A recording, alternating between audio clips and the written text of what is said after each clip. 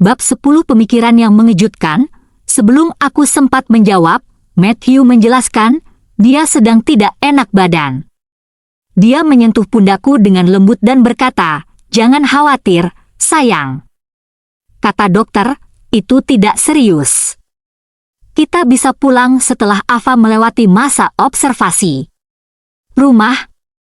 Kata itu menjadi pemicu bagi saya. Aku bangkit dan mendorong Matthew menjauh sebelum berlari keluar bangsal sambil terisak.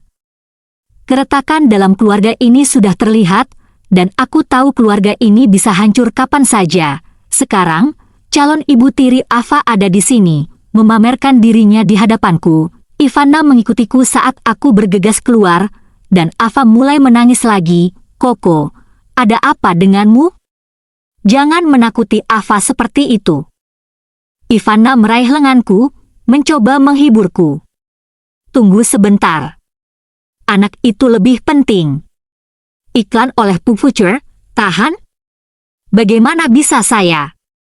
Aku meraung dan memelototi Ivana. Saya menyadari saya telah kehilangan kendali dan mencoba menenangkan diri, namun saya gemetar. Mulutku bergerak-gerak saat berkata, "Kamu harus kembali. Kami baik-baik saja. Karena kamu sangat sibuk, kamu tidak perlu menunda pekerjaanmu untuk kami." Setelah itu, aku melewatinya dan kembali ke bangsal, menyeka air mataku. Begitu saya masuk, saya melihat Matthew menghibur Ava. Aku mendekat dan menariknya pergi dengan air mata mengalir di wajahku. Matthew menatapku dengan tercengang dan berkata, "Jangan terlalu khawatir. Oke? Kamu membuat Ava takut." Kemudian Ivana akhirnya masuk ke kamar, tidak tahu harus berbuat apa. Dia mendecakkan bibirnya beberapa kali, dan suasana menjadi canggung. "Chloe, aku akan pergi. Jangan terlalu memikirkannya.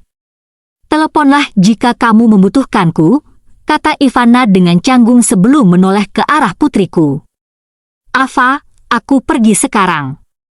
Semoga segera sembuh. Kalau begitu aku akan membelikanmu makanan enak."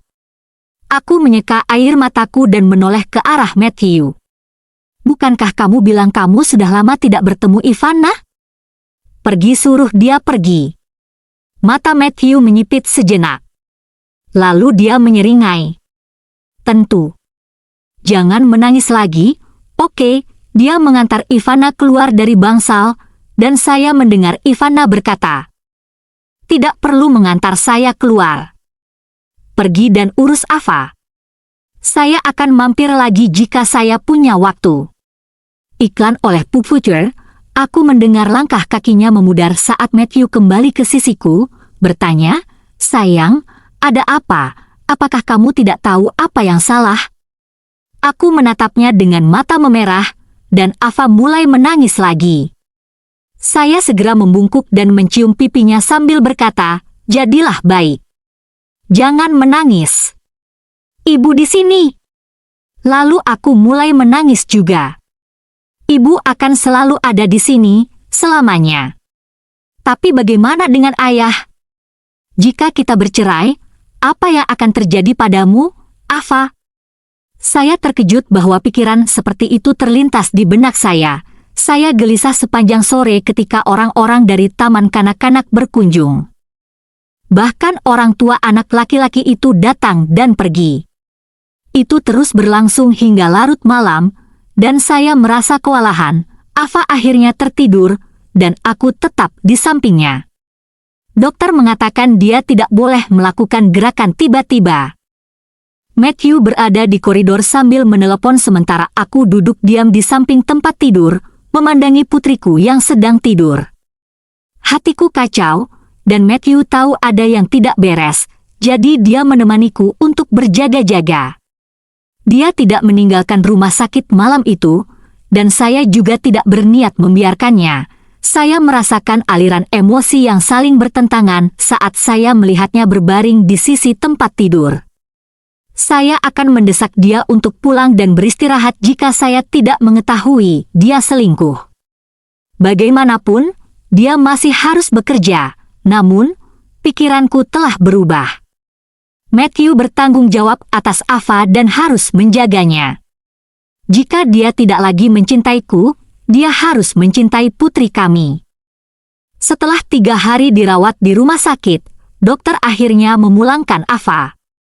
Matthew berkata kita harus membiarkan Ava beristirahat beberapa hari lagi ketika kita kembali ke rumah. Karena dia telah mengambil cuti beberapa hari, dia harus segera kembali ke perusahaan. Saat saya melihat Matthew pergi, saya curiga dia akan bergegas menemui kekasihnya. Lagi pula, dia terjebak bersamaku selama beberapa hari dan akhirnya bebas.